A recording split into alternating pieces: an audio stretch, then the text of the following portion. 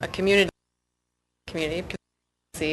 And there were a couple of community partners who attended and started to change the way that they think about supporting the school. So thinking about creating experiences that aren't just fun for students or keep them occupied after school, but really extend that academic rigor to the outside of the school. And so we want to continue to focus on that this year.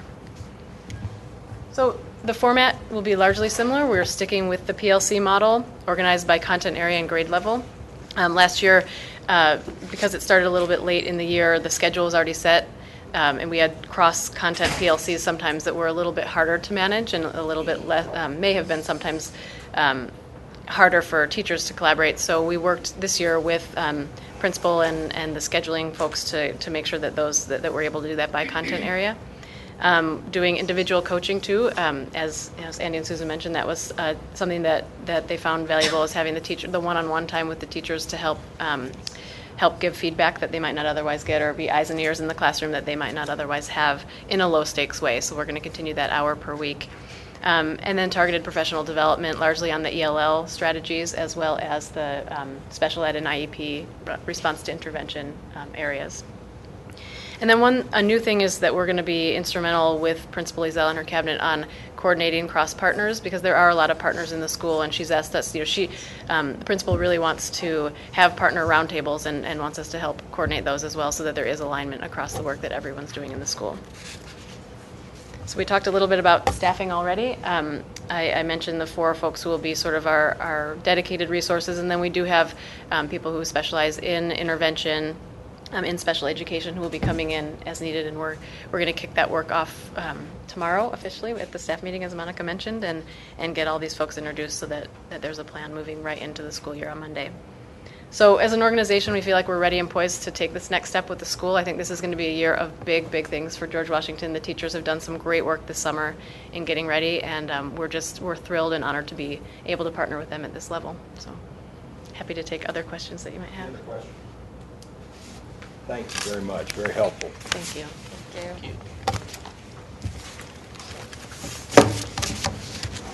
Yep. One last item.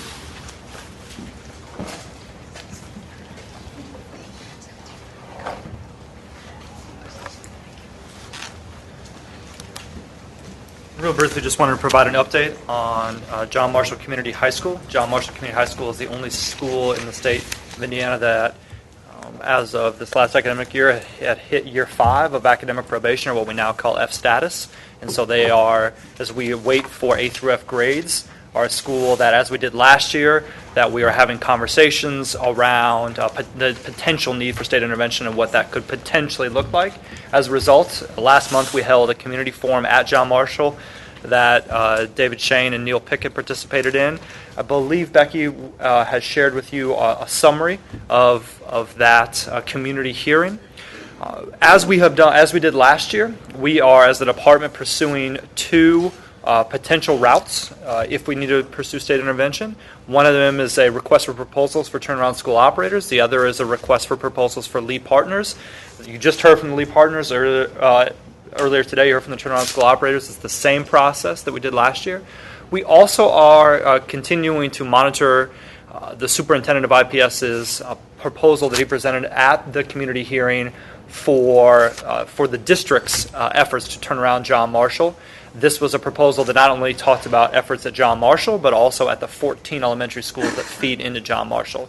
So we have been invited to attend kickoffs for this work. This work is happening. The planning for it is already well underway.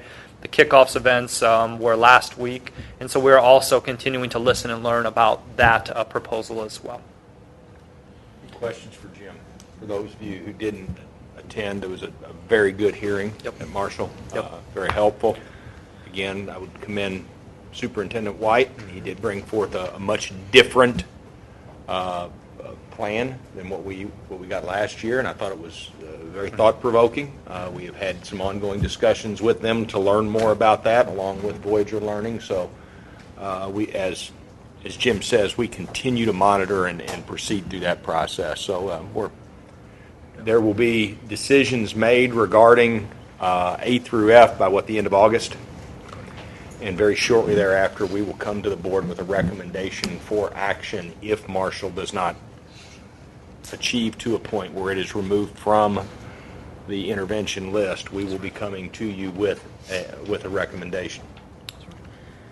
Just one general question. Jim, is in our consideration of these schools that are in year 5, moving into territory where they could possibly have intervention, do we consider at all if the community needs an extra high school or middle school or elementary school?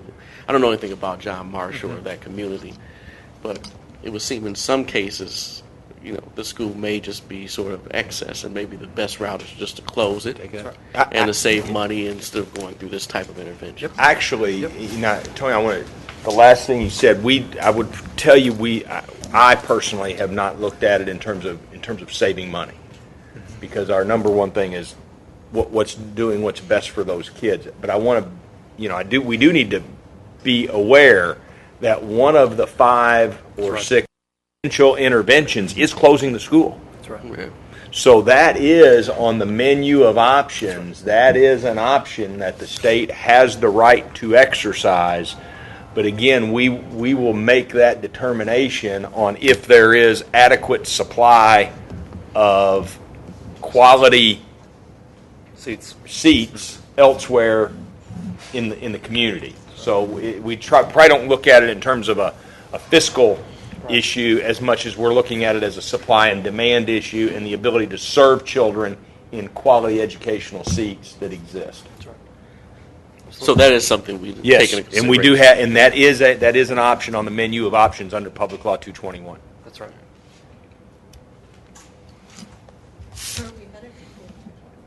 I would anticipate we will once again go forward with a proposal to the General Assembly about accountability in 2013, not only to, again, give us an opportunity, because I think any argument you would have about intervention earlier is almost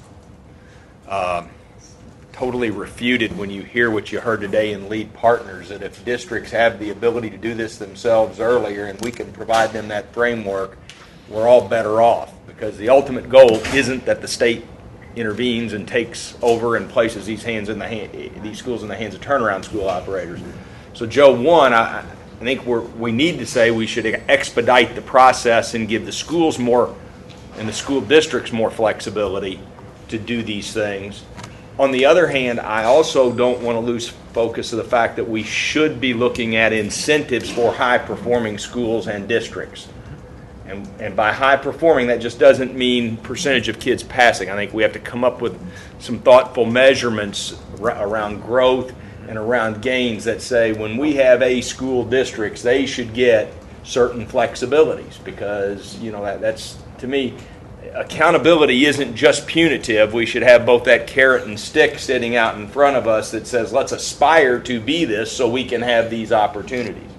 So I would anticipate another strong proposal going to the General Assembly this year around that. Anything else? Do I have a motion to adjourn at 1:15 p.m.? So moved. Do we have a second? All in favor? Aye. If there's not a 6th vote on that, we're in trouble.